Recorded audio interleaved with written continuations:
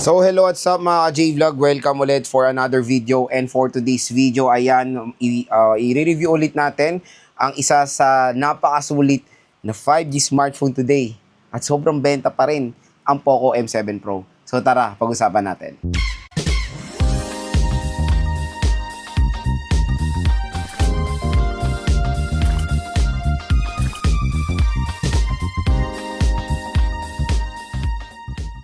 Shoutout sa mga nakanood ng ating unboxing review game test. Of course, ito sa Poco M7 Pro. And this time, year-end na po tayo. And nire-review po ulit natin itong smartphone na to. Siyempre, still available kasi siya sa market pa rin.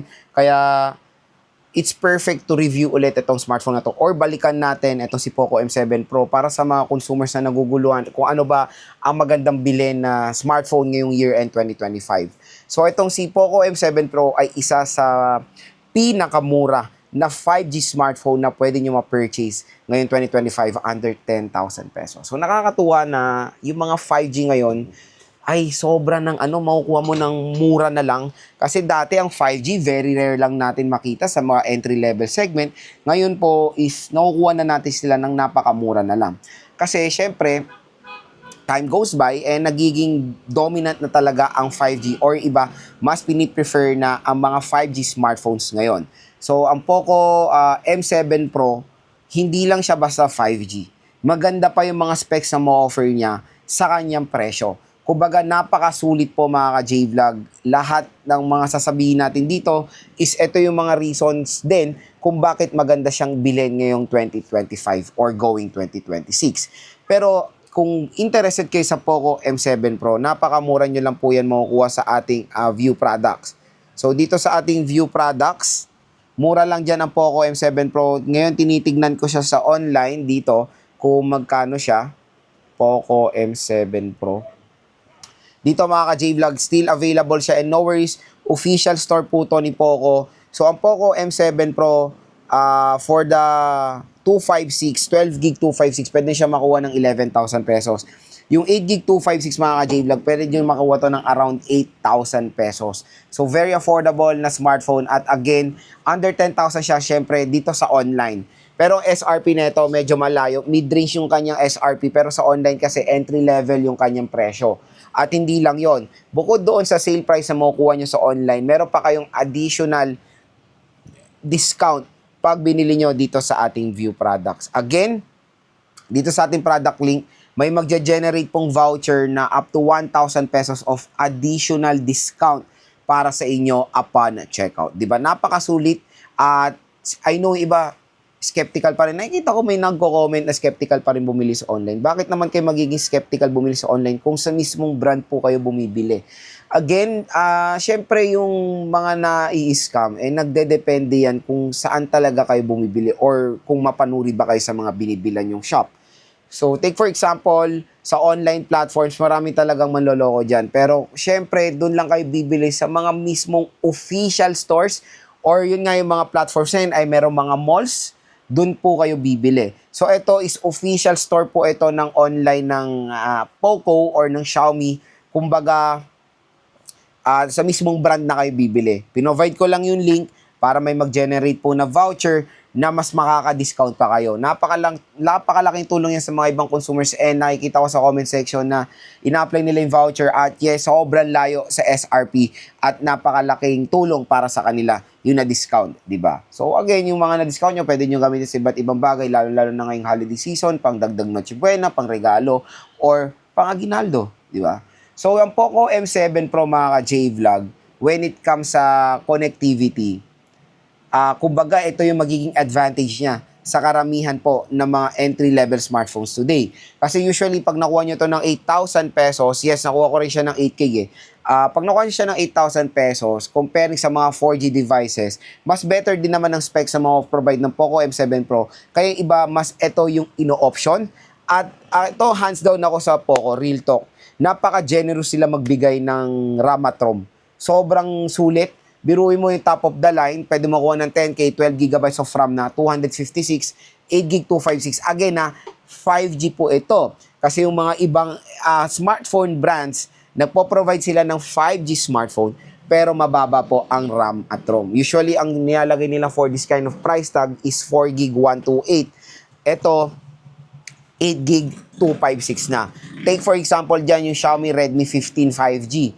Comparing sa Poco M7 Pro, usually few thousand pesos lang yung kanilang difference, mas better na tong Poco M7 Pro 5G for me. Display quality, ito yung isa na mapagmamalaki ng Poco dahil sa murang halaga, entry level segment, AMOLED display, Full HD Plus 1080p resolution.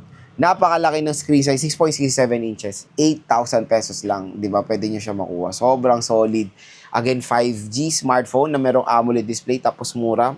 Ito na isang magiging buying factor nyo dito sa smartphone na to. Hindi lang yun. Mataas pa ang kanyang nits of brightness, up to 1200 nits of brightness tapos 120 screen refresh rate, di ba? Sobrang ma-enjoy nyo maglaro at manood ng movies dito dahil sa kanyang high brightness and super solid na display quality. Ito pa, ang processor. Grabe, usually, di ba, pag mga budget 5G, ang binibigay nila is Dimensity 6300, 6400. Ito, MediaTek Dimensity 7025 Ultra, 6 nanometer processor. Grabe, sobrang sulit siya. Pero again, ito na naman yung nakikita ko sa comment section, nagiging skeptical sila sa 7025 dahil yung GPU nito is iba, hindi po siya Mali. It is IMG BXM8256. So, yon. Syempre when it comes sa Mali GPU, mas talagang subok. Etong IMG BXM, na-try ko naman ng Poco M7 Pro. Yes, it can handle games naman, Genshin, WoWa and all. Kumbaga sa performance, nandun naman siya. Pwede na siya for its price na 8,000 pesos. Kaya niya makipagsabayan, of course, sa mga high-powered na 4G smartphones or yung mga ibang Dimensity na merong Mali GPU. Siyempre, for me, kung tatanungin, mas better pa rin talaga ang GPU na Mali. Pero siyempre, dito sa IMG BXM, parang ngayon ko pa lang siya narinig or na-try. So far, so good din naman siya. Let's give it a chance when it comes sa ganitong GPU netong si Poco M7. Next, mga ka-J-Vlog, when it comes sa kanyang camera, usapang camera tayo kasi I know yung ibang mga 5G, when it comes sa camera, nagigive naman ng justice yung quality. Ang maganda kasi sa Poco M7 Pro, mga ka-J-Vlog, 50 megapixels siya, pero ito yung karamihan ng hinahanap ng consumer. Meron siyang OIS or Optical Image Stabilization. Kumbaga pag nagvi-video kayo, hindi siya shaky gaano dahil sumusunod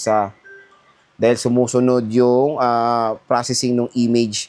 Dahil sumusunod yung lente sa galaw ng niya. Ganun ka-solid yung stabilization niya, kaya nga optical image, hindi siya EIS or electronic image stabilization. So, mas better syempre yung optical compare sa EIS. Selfie camera, napaka-solid din ang taas. 20 megapixel front-facing camera rin. Dito tayo sa Poco M7 Pro. Ang magandang deal dito sa Poco M7 Pro is yung kanyang stereo speakers. Napakalakas, balance yung sound, and okay yung bass quality. So far, for its battery, since entry, yung mga early part ng 2025 to na-release, 5100 mAh is mabilis yan, is malaki yan. No worries when it comes sa battery capacity na itong Poco M7 Pro. Makunat din naman ng battery nito at hindi lang yun, mabilis din to mag-charge. 45 watt fast charging rate for a 5G smartphone, napaka-solid. And again, in less than 1 hour lang charge niya na or full charge na yung battery nito. Hindi lang yun, mga ka-J-Vlog, in-display fingerprint scanner pa ang Poco M7. Display ba talaga to? In-display fingerprint scanner pa siya. Meron pa siyang napaka-solid na rating na IP64 water and dust resistant.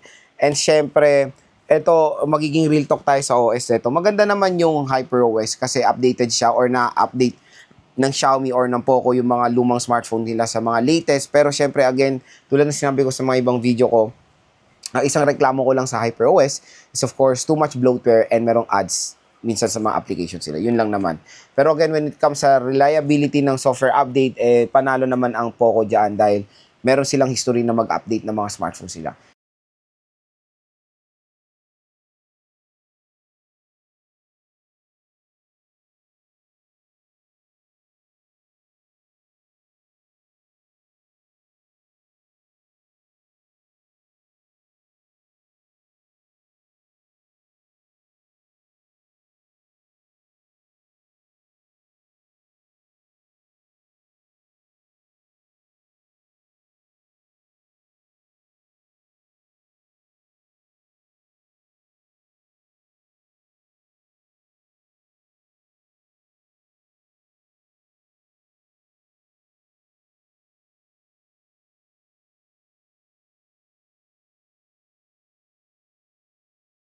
So again mga ka-J-Vlog, kung naghanap kayo ng mura, bagsak presyo na 5G smartphone today, ito na pinaka-the best sa 5G na pwede nyo makuha under 10,000 pesos ang Poco M7 Pro. Usually, ang specification nito is pang mid-range. Yes, ang SRP niya is mid-range. Pero dito sa online, pwede nyo siya makuha ng entry-level price with additional discount voucher. Usually, pwede nyo siya makuha ng for as low as 8,000 pesos. Naka 5G ka na, AMOLED, in-display, dual speakers, fast charging na 45 watts, merong optical image stabilization at reasonable chipset for its price.